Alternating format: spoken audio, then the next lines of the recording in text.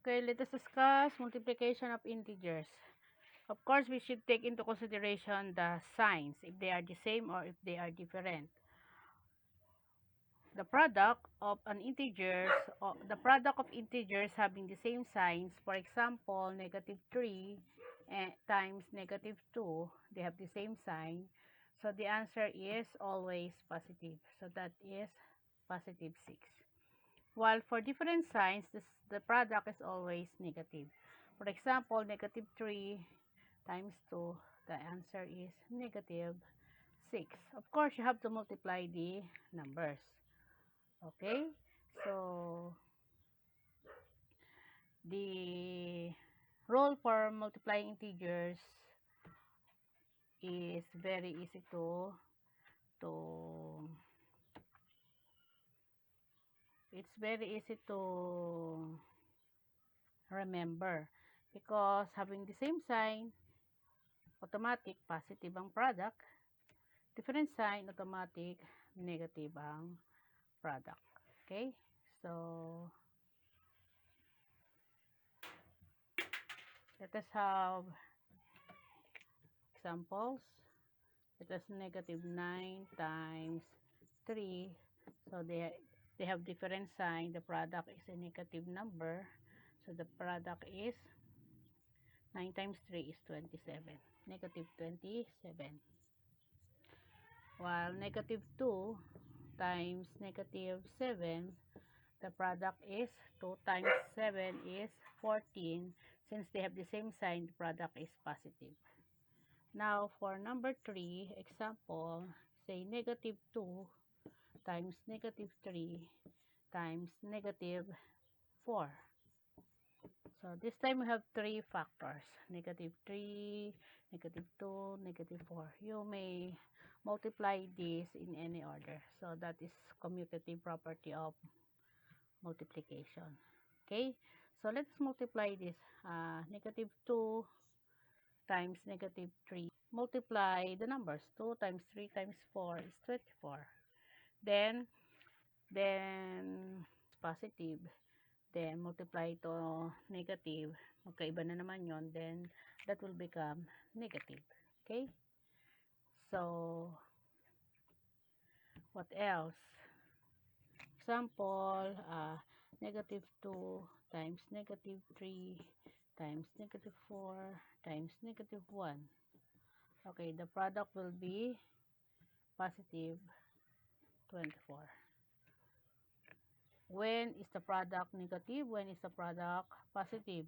For the negative numbers, ibig sabihin lahat ng given natin ay negative. So we will just count the number of negative factors. 1, 2, 3. So this, we have 3 negative factors. 1, 2, 3, 4 negative factors. Kapag add yung ating negative factors, then the product is negative. Kapag even yung ating negative factors, then the product is positive. Okay?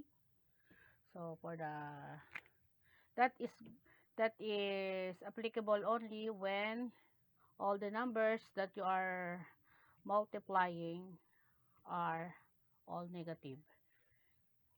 Okay? For example, this is positive 4. So we only have to count the negative factors 1, 2, so that is even. So that will become positive. Okay? So say for example here, that is positive 1. Oh, let us count the negative factors 1, 2, 3. So that is add. So that is negative. That's it. So all you have to do is to count the number of the negative factors. If the negative factors is even, then that is positive. Positive yung ating product. 1, 2. If it is odd, like 1, 2, 3, then our product is negative.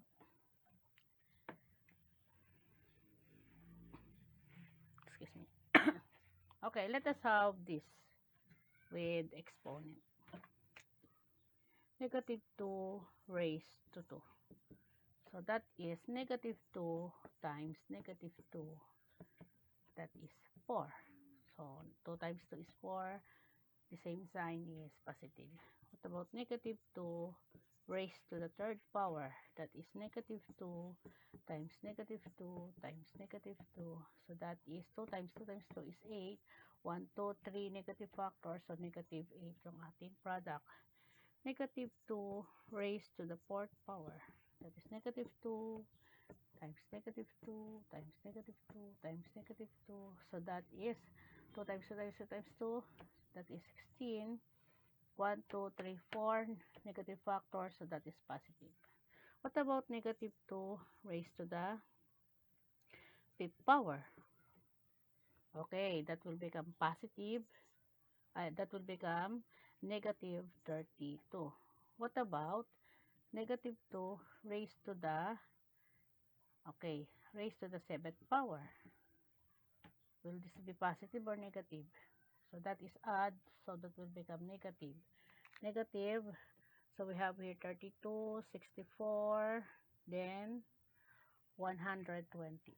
Negative 128. Then negative 2 raised to the 101 power. So that is negative. 100 power. So that is positive. 1,000 power. So that is positive.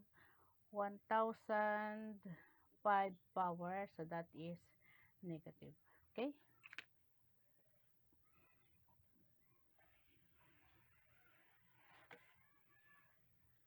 So that's the rule in multiplying integers.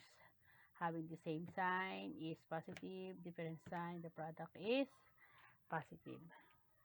Now, let us have this negative 2 times negative 7. Okay, the answer is 14. What about negative 2 plus negative 7? Ito yung common error eh. Napaghahalo-halo na yung mga rules. Remember, this is plus.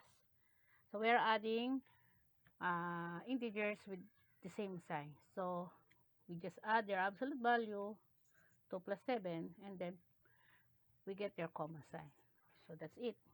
So, the product of two negative integers is always positive, while the sum of two negative integers is always negative. So, pwede natin balikan yung rule sa addition. Okay? So, that's all.